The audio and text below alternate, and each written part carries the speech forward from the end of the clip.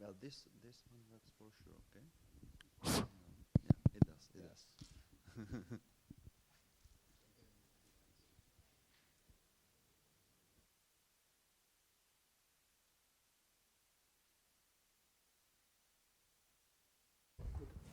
Okay. Yeah, nice.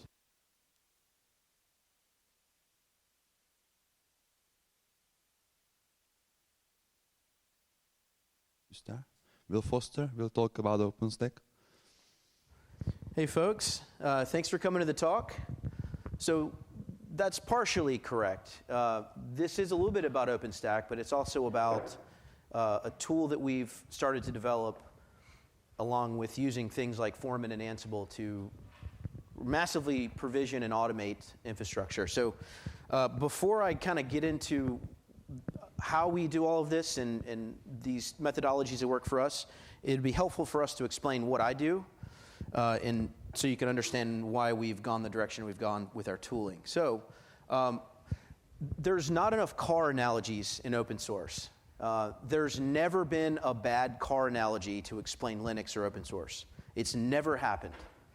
So I'm going to give you a pretty terrible race car analogy rather than bore you with some multi-paragraph job description. So I work on the performance and scale team at Red Hat. I'm part of a two-man DevOps team who supports a large amount of internal high-performance infrastructure gear, servers, switches, storage.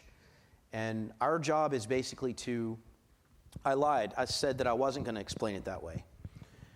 Let's go to the race car analogy. I think that works better. So think of high-performance computer servers as race cars.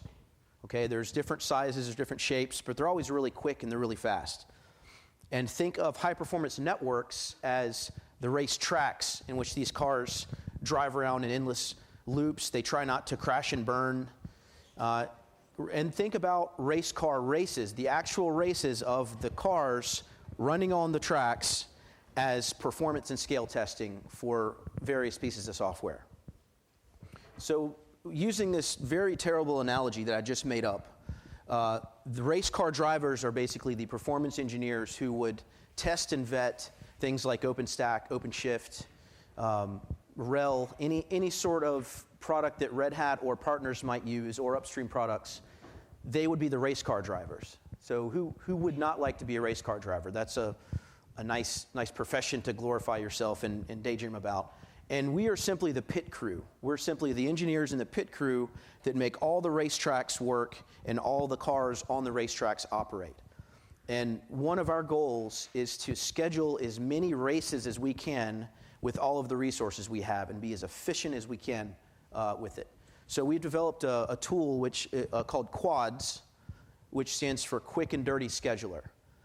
It's not an installer. It doesn't do any provisioning. It's simply kind of a shim or a wedge that works with other ancillary tools to fit some gaps that we've run into in the scale and performance team. So it's important to just kind of talk about what it isn't before we can explain to you what it is, and then how pieces like OpenStack and Foreman fit in. So QUADS is not an installer. It's not a provisioning system. It bridges the gaps in several technology areas that, for our specific use, we find the need for some automation and some tooling. It can use Foreman as the provisioning, but it doesn't have to. You could back-end it with Ironic. You could back-end it with any sort of provisioning system that's out there. And it basically just helps us automate all the boring things that we don't want to do, and it helps us also auto-generate documentation in places that we wouldn't want to do it, or that we would screw it up as humans. So, again, this is just kind of going over what this does. And the whole center core piece of this is there is a YAML-driven scheduling mechanism. So all of the machines and the switches that we manage are part of a YAML structure. And there's metadata or key value pair information about each one of those nodes. Things like who is the current owner of the machine, or what is this machine scheduled to do between this time frame and that time frame. So where is it used? Where do we use this QUAD system that we've put together? We have an internal environment at Red Hat called the Scale Lab. It's about 176 nodes. We're looking to scale up to 500 or 1,000 in the next year or two. And it's really meant for high-performance R&D testing of different products. This is a place, this wouldn't be where you would go to get hardware if you were an engineer. This would be a place that you already had a use case vetted out. You already had, a set of tests on a smaller scale, and you want to see how they perform at a very large scale. This is an environment that requires a lot of spinning up and down of hardware, and it accommodates a lot of short-term use cases. So it's not a place where you would rent a server for a couple months and you get to know it and you pet it, you get friendly with it. No, this is basically an Airbnb sort of a model that you only have a subset of servers for about 4 weeks, and then they're automatically spun down and they're handed off to somebody else. And again, this is kind of the stuff that it does, how it's designed, but everything's based around a YAML schedule. That when you run QUADS, it defines the schedule and you operate out of that. And we call to other tools. So we might call to some tools that go out to the Juniper switches and set a certain VLAN the right way. So you would basically, hands-off, have a way to spin up a bunch of machines, and they're passed off to the user without any human intervention whatsoever. So who uses the QUADS framework and who takes advantage of this? Right now, just myself and my colleague, who unfortunately can't make it today. We're the only ones that operate it, and the tenants within the Scale Lab environment, the back-end usage is completely transparent. The only thing that's facing to them is the documentation that's auto-generated, which we'll get into and how that works. There's another initiative called the Massachusetts Open Cloud. There's some schools, Harvard, Boston University. They have a similar endeavor called HIL. So we've been in talks with them there's kind of some overlap between the products, but there's one thing that our system does that might be useful to other people that are doing provisioning, and that's the scheduling aspect and the auto-generation of documentation. If it's not documented, it's not done, and that's unfortunately one of the things that falls through the cracks. And it's also a place where there's a lot of errors, because we're only human. Where Foreman comes in is Foreman is just the provisioning arm. We don't actually do any provisioning. We pass all that off to Foreman. And in a future feature request, we'll actually have Foreman views presented to the user. So if you request a set of 50 machines for 3 weeks, you'll get IRC notifications, you'll get a couple email notifications, and you'll receive your machines, and then you'll receive a Foreman login that's specific to you. And if you want to, you can log into Foreman and you can re-provision your machines at will, if that's something you want to do, but otherwise, you don't worry about it. So, what problems are we trying to solve here? There's about 4 or 5 main problems that we want to solve. The main one is server hugging. So who's familiar with server hugging? So yes, server hugging, that's right. Server hugging, we want no more server hugging. Okay, there's always a greater desire for hardware and resources than there are the actual hardware and resources to give to people. And I think that's a perpetual problem that will never go away. So the best thing that we can do is be as efficient as possible at how we divvy up those resources to other people so everyone can take a turn. So that's kind of the pinpoint of our goal here. This is different than a model where, say you get allocated budget to buy a couple hundred servers for R&D, or 10 or 20, and there's a wiki page somewhere that someone has to edit. Someone gets loaned hardware for a couple of months, 2 months turns into 6 months, 6 months turns into 3 years, and that's server hugging. It's your friend, it's your pet.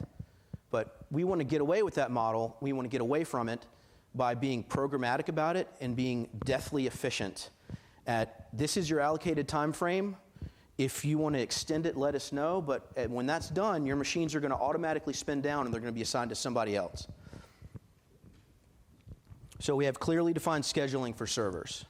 And the main benefit here too is with the YAML structure, if we know what development is going to be doing 6 months down the road or a year down the road, we can pre-schedule every one of these server allocations and network allocations ahead of time. So at 3 a.m. when people are hopefully sleeping, these machines are going to spin down and then spin back up for another purpose. So what are some other things that we're trying to tackle? Less human error comes with automation.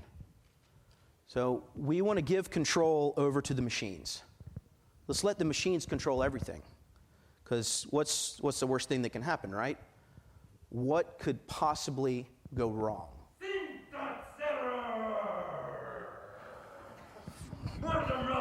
Siri, run QUADS deprovision. Pilots.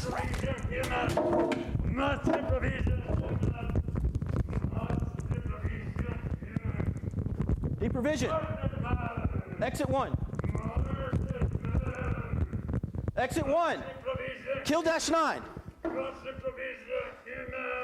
Kill dash 9.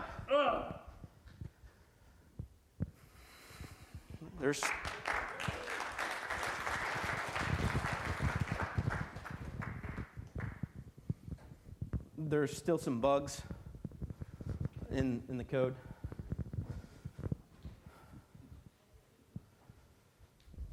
So we automate documentation, so we don't have to worry about that piece.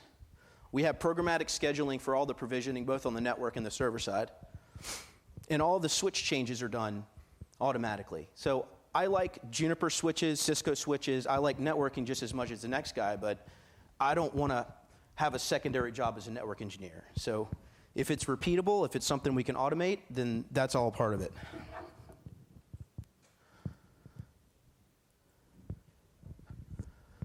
What else do we solve besides the display going crazy here? I think the machines are taking that over too. We want to also maximize idle machine cycles. So in any sort of typical R&D environment, any sort of large-scale infrastructure, you're going to have machines that are running, and they might not be doing something sometimes. Susan, the scale engineer, probably works Monday through Friday. She's not going to be running tests over the weekend normally. So that hardware is still running in the data center. It's still using electricity. It's still costing money. It still has a carbon footprint. So we want to maximize these idle cycles of machines when they're not being used. And one of the ways that we can do this is, again, with this kind of programmatic scheduling that we can do in the future, that we can pick machines that aren't actively being used for workloads and spin them down and then spin them back up again to automatically participate in automated testing. And that's done with the YAML-based structure, and it maximizes the efficiency of the hardware, and basically we get all of our money. Execute. Oh, God! Kill that 9!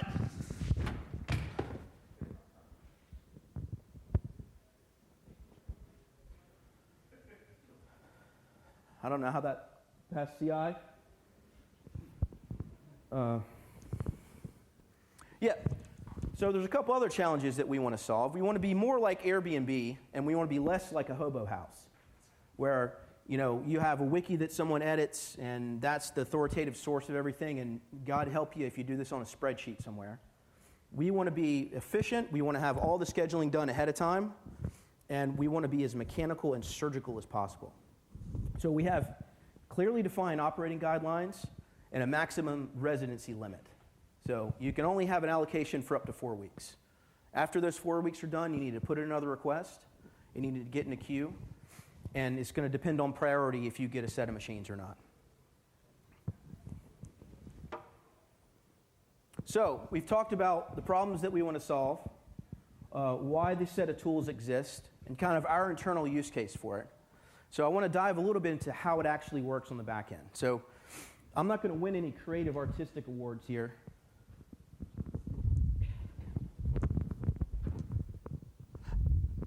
But this is basically the back-end infrastructure at a very simplistic level.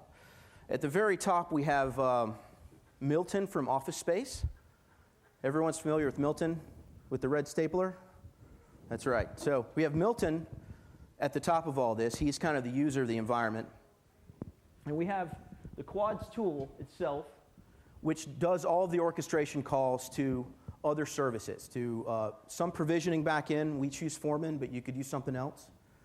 It will call to tools to go to the individual switches and reconfigure VLANs. It will go to the IPMI interfaces, and if say it's a new server, it'll create whatever users are supposed to exist on that IPMI. It'll carve out RAID disks. It'll do all sorts of various stuff.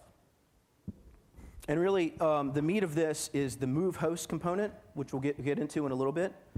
But all of this happens on a schedule. So when you have a set of machines and you're given a schedule to work on something, you get your own isolated area. You're guaranteed a certain level of performance. We usually have 40 gig or 100 gig networking. And you have this carved out time to do whatever you want, and you don't impact anyone else. Because the VLAN isolation, the network changes, are all done as part of the entire provisioning lifecycle. And when there is a change to any of the systems, we take that change and what machines are actually doing what, and we update the documentation automatically. So there's also a wiki update process that happens. We use the XML RPC Python library in WordPress, and we basically scrape Foreman. We pull all the information out of Foreman, plus the information that QUADS knows about, that machine metadata. Who owns the machines? What other users need to be notified if there's a change? Is there an RT ticket associated with that certain temporal assignment? All that is munged together and then automatically posted on documentation for people to see. And then the last thing that happens is we have a set of applications that are useful for us as kind of shepherds or the pit crew of this environment to see the health of the machine, to see what's happening. So we have Ansible playbooks that will automatically add Nagios checks for the core things we care about. CPU, memory, temperature, fans, disks, things that would not affect performance if we checked, but things that we need to know about to make sure that the overall healthy environment is good. We also add in a Grafana component so that we can graph over time the per port bandwidth usage of each server. So we know how idle it is, or we know how busy it is. And later on, this will factor into how we determine which machines are eligible for automatically spinning up over the weekend if they're idle and doing and performing activities. So we talked a little bit about the automatic wiki generation, that we want to automate the creation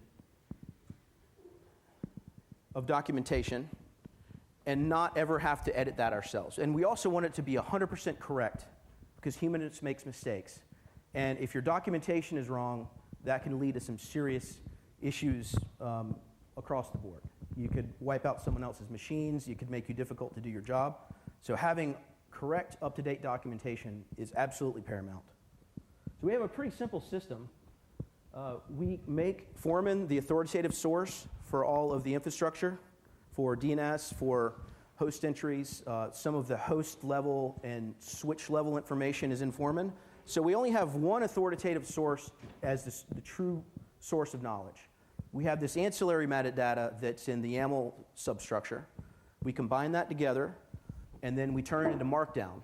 And then we take that Markdown format, and we use the Python API, and we keep a page up to date. So I'm going to kind of go through some examples of what it looks like. So this would be the main page. If you have worked in an environment that has a lot of servers, you typically have some place where you would keep rack and server information. There's a lot of tools to do this. There's RackMonkey. Some people use a traditional wiki. You might use Confluence, whatever works for you. But we chose WordPress because the API is pretty good, and it's easy to spin up, and it's pretty lightweight. So this is the front page of kind of what would be your racks documentation. So you have your typical information that's not going to change that much, the serial numbers, the MAC addresses. Those aren't going to really change. And by the way, I did not mark out the serial number here on these. And these servers are actually out of support, so if you would like to pay for the warranty for these, the serial number is up on the screen. So no one's going to get a one-up for seeing that. So you have other stuff like IP, basic things. But the one thing I want to point out here, this dynamic, which is going to update on interval to make sure it's always correct, is the workload. We see different cloud assignments. Cloud is a generic name for an environment or a subset or grouping of servers that we give to somebody. So that's going to update depending on what that machine is doing. And we also have an owner. So Russell Bryant owns these machines currently, or he did at the time of this screenshot. And over time, that will update. And the last part is a graph, and this is a little outdated, but there will be a link here that will go to Grafana, which will have collect D statistics on every 10 gig, 100 gig, and 40 gig port for that machine, so we can see over time what the bandwidth utilization looks like. So drilling down a little more, if we were to click on the assignments part of the page, like up here, assignments, you would drill down into kind of an overview of what are all the machines in the environment doing right now. Who has what machines? How many machines do they have? And who is the owner? And what is there a ticket request associated with the set of machines? So we have an audit trail, but everything's kind of linked in one place. The last thing I want to point out here, and this pertains to OpenStack, is who's familiar with OOO or Ironic or Director? So and we could seriously, we have a few bugs as well. So we auto-generate the instackinf.json, so you don't need to put that together yourself. That's one extra step you don't have to do when you get handed a set of machines to deploy OpenStack on. This will auto-generate this for you.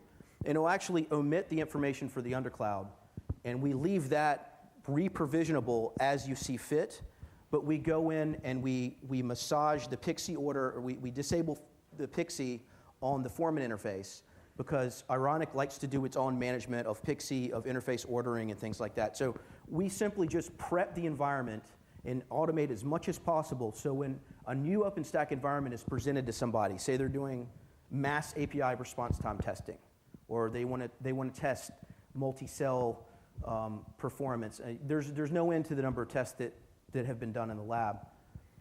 But everything is taken care of them so that the only time they spend is actually testing the product. They don't have to do the installation. They don't have to munge with a JSON file and mess with the out of band. We try to anticipate and do all of that for people that are using the environment.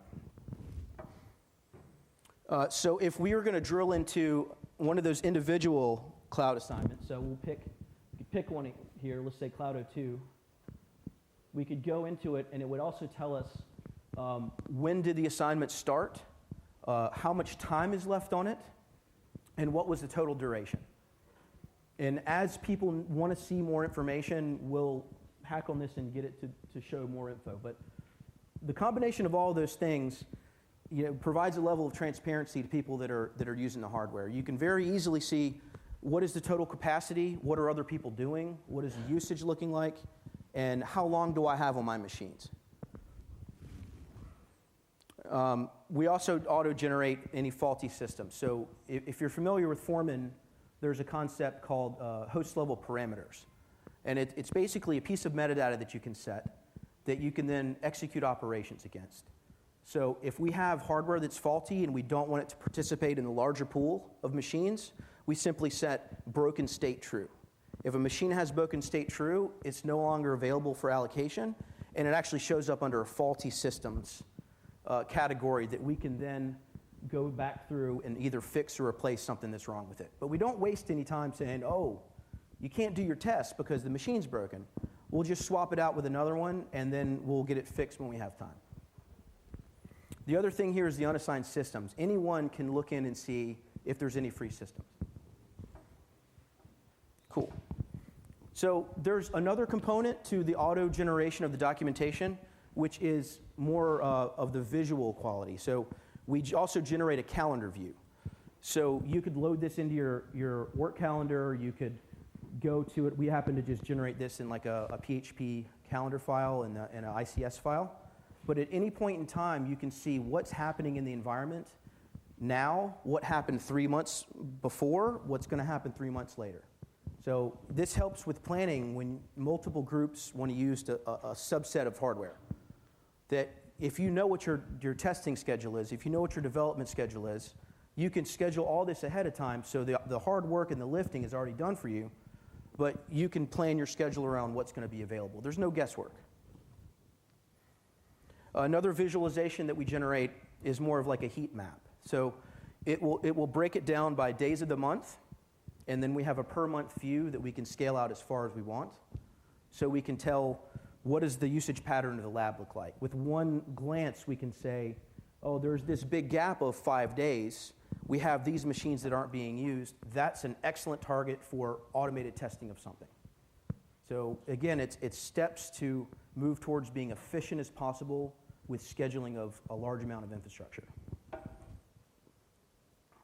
So I'm going to get into some of the commands that QUADS operates on. I don't want to get into too much detail because this is all documented on the GitHub page.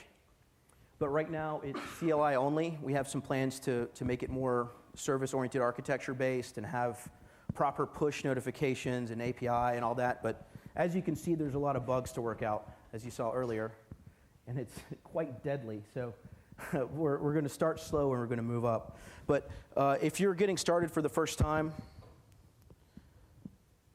okay. Bear with me here. You would first define the environments that you want to work on. So we just call it a generic name for a cloud, but it doesn't actually have to be a cloud. It could be JBoss related. It could be any sort of product scale and performance test related, but we call it a cloud. So you would define your isolated areas, and then you would have network VLANs that correspond to the requirements of each of those work groups. And then you would give it a description field. And all this is driven by a Python CLI that we have. The next thing you would do is define a host.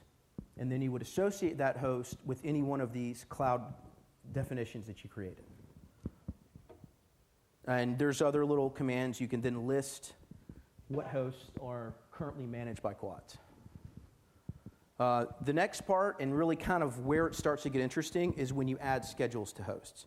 Hosts can have an unlimited amount of schedules as far in the future as you think there will be humans on the planet. So this is an example command of adding a new schedule to an existing host. And we're going to associate it with a certain workload or a certain cloud. Then you can kind of list the schedule. So what I wanted to show here was, we have 5 schedules associated with this one machine. We have a default environment that when it doesn't have work to do, it will actually spin down and power off, and its VLAN config will be changed, and it will move to the available pile that we saw earlier on the wiki. Right now, there's no availability for 3 months out, but if there was nothing to do for this machine, even for a couple of hours, it would completely power off and move to this other spot to not run, to not use electricity, and to kind of be efficient there. But this host here, for example, C08H21, it's got 5 schedules. So we can see the schedules it had before. We can see it's currently on schedule 5. And we can see that schedule 5 is only about a day. So it was some specific test that it was a part of. And then the next available one is going to be schedule 4, which starts the 6th of February and ends the 27th of February. So you kind of have this record keeping that's in the metadata for each one of these hosts. And that's kind of the crux of how it's managed. And then you have summary commands. You can list, what's currently there. And then the actual heavy lifting, the actual provisioning, the actual going to switches, interacting with them, changing the configs of the ports that each server is connected to. That QUADS does not do that. QUADS is just a facilitator. The move host commands, there's a move host flag that you then tie your provisioning backend into. So we provide scripts to go currently to just talk to Juniper switches. We also have Dell Force 10 switches, and we're going to be doing the same thing with Cisco. But if there's not a vendor that we have supported, it'll be added later. And one of the things that we want to move to is to actually support, in my opinion, the proper way to do it, which would be using Open Daylight or SDN or something to use a plugin architecture to talk to these resources. But for right now, we just have tooling that goes to the switches and does the changes. And this all happens with the move hosts. There's some other auditing tools that we ship with QUADS. The most useful one is find available.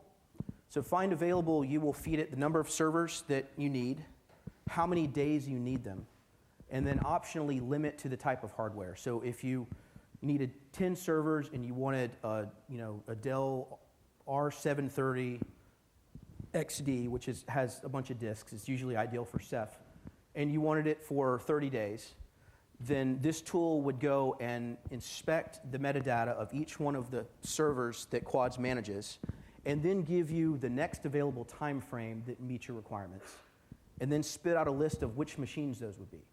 So if you're an operator, if you're scheduling these future workloads for people, this makes it very easy for you to know what are the target machines that will be available. I can just simply enter them in the CLI, they will go out, and then later on, when the time comes, they'll just spin up and they'll be passed off to somebody. And then, again, everything is done out of a common configuration file. So we have a QUADS YAML file.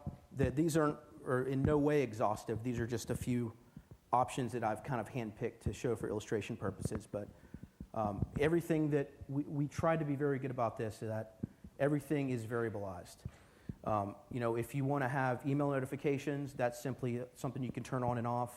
IRC notifications, if you have SuppyBot or some other IRC bot, you can have notifications for events, pump through those and announce on channels, things like that. So again, it's not exhaustive, but it's all on the GitHub. You can check it out at your leisure. So what's currently working right now? So the automated system and switch provisioning, that's kind of at the heat of it. IRC email notifications, and we currently use RT for tickets. So if there's a need for another ticket system to be supported, as long as it has an API or it has some way to interact with it, that's always a possibility. The Ipmi Provisioning is currently in place, and the calendar visualization, the wiki page stuff, the instack env JSON that we've shown and talked about, that's also available. And we just most recently have kind of a full CI sandbox for we use Garrett for code review, so every patch that would go in runs through basically a QUADS sandbox where it tries every command, it feeds it false information to see if it catches an error, and there's always improvements there, but before we didn't have any CI, and you guys saw what happened earlier. So cool. So what are we working on now? What are some new things that might be going into QUADS or that are in progress? We'd like to have a web interface on here. I'm a big fan of Flask. I think it's lightweight. It does a great job of kind of doing that, but we want to have a Flask interface in front of it. And to a certain extent, we'd like to get to the point where we can let people provision and schedule their own hardware, especially if it's not a shared pool. This might be useful if people purchase their own hardware, but they want to use this to manage it, then they obviously need an easier way or multiple ways to manage it besides a CLI. We want to be a little more modular, so you have to keep in mind we're sysadmins, DevOps people. We are not software engineers by trade, so you'll see a lot of this was written from more of an operations perspective and less of a, this is the correct etiquette and this is the right style that, we'll get to that later. We want it to work because it saves us time. So some of the more constructive feedback we've gotten is that it needs to be more modular, that we need to use more of a plugin system. One of the bigger places for this is the SDN part. Instead of having an ad hoc tool for every switch vendor, that switch vendor might actually change their syntax, we have to maintain that. We would want to leverage some of the other awesome work that's out there in the OpenStack community for SDN, for managing switches, specifically Open Daylight, and some of the other initiatives there. So that's at the forefront of improvement.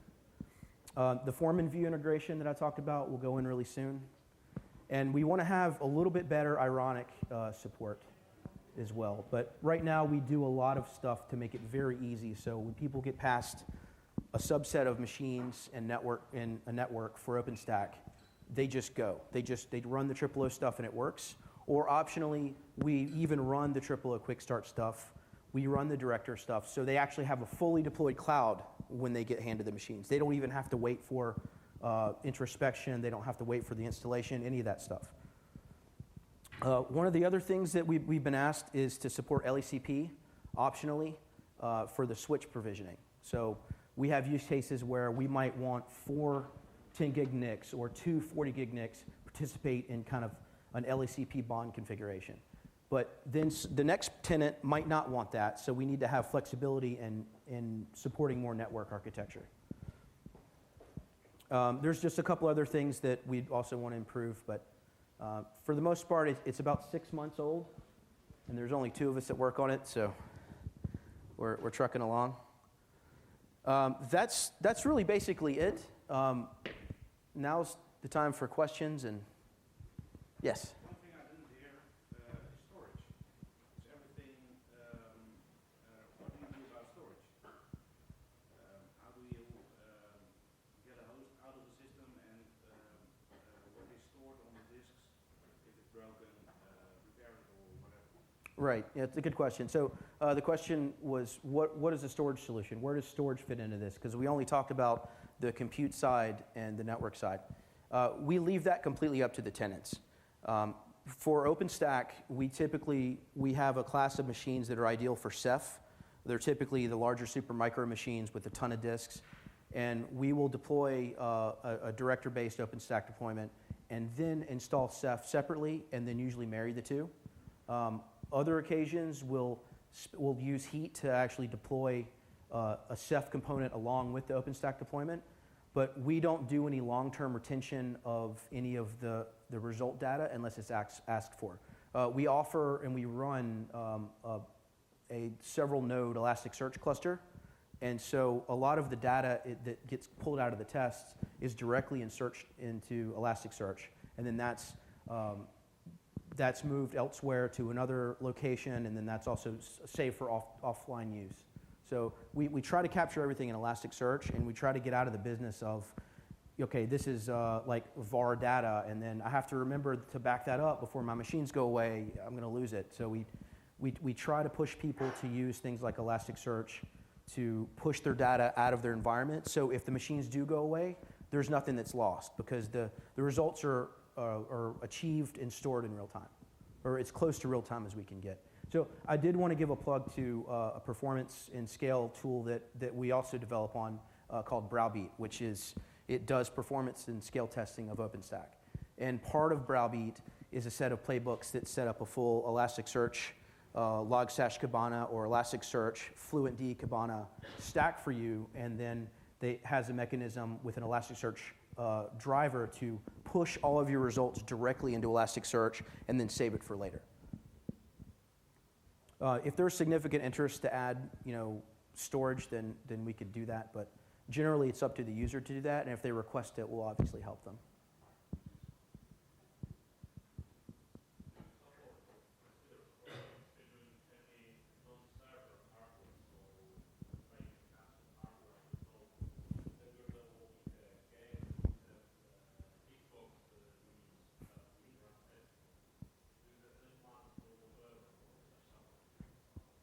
For like a big disparity in hardware, like a wide swath, not really.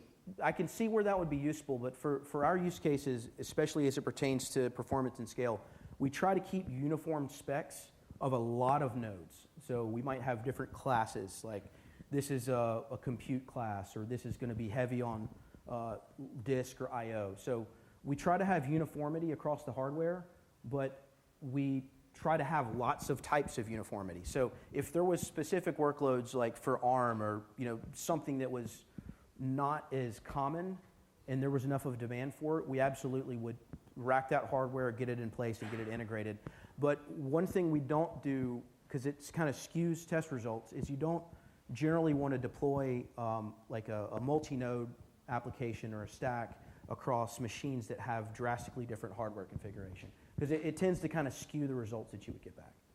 So, because at the crux of this is, managing an environment that's rapidly provisioned all the time.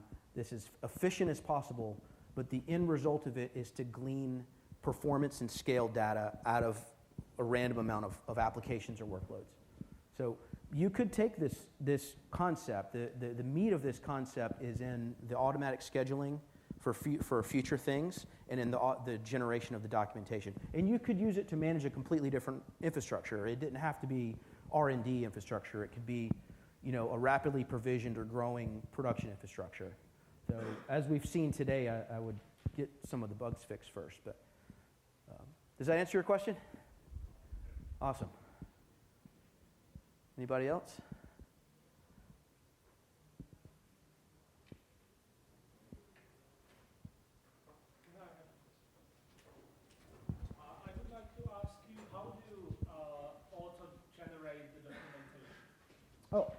So, it's a great question, and I got an answer for it.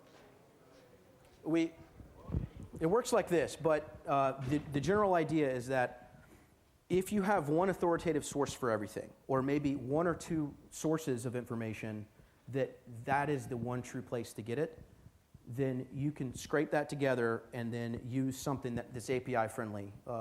MediaWiki will do it, WordPress will do it. There's a ton of other ones that do it. We chose WordPress. And we're basically, I can show you the code to do it. It's pretty simple. But you create a page, and the page has an ID. So in your API call with the data, you basically say, post this information, but reuse this page ID. So it's the same page that people are viewing, but as the information changes, if there's something to change, it will simply just update the parts that have changed. And then it saves you the trouble of, oh, wait, Bob Smith has these servers this week, and Susan doesn't have them anymore. I forgot to update the wiki. And then everyone that looks at it is operating on bad information. So it's a fairly simplistic workflow of how it works, but we've had some good success with it. Yes? Are they working with the changes to the page to see what is missing now and what's before? Like someone removes some stuff from the YAML. Right. Well, if it's removed from Foreman, it'll disappear. Or if it is in a state that we don't want to categorize it. So there's the broken hardware. If it gets that parameter set for broken state, it will not show up and be eligible, but it will then show up in the list of broken servers. Or we have an exclude list. So there's certain machines that you are going to have in Foreman or whatever your provisioning backend is, that they're utility servers, that you don't want them to participate, but you want them to still be managed. So we have an exclude list that we add, and those are automatically removed. But to answer your question, no, it's not as efficient as it should be. It basically regenerates the entire page, and then it copies it in. The copy action takes, a couple of seconds, maybe, a couple of milliseconds, maybe 1 second max. It's really quick. But the actual regeneration of the current information takes about 20 or 30 minutes. But it doesn't copy it in until it's actually got a new updated copy of the page, and then it copies it. But there's room for improvement everywhere. So this is definitely not the model of optimal software development. It's what works for us and what we want to share with other people. So.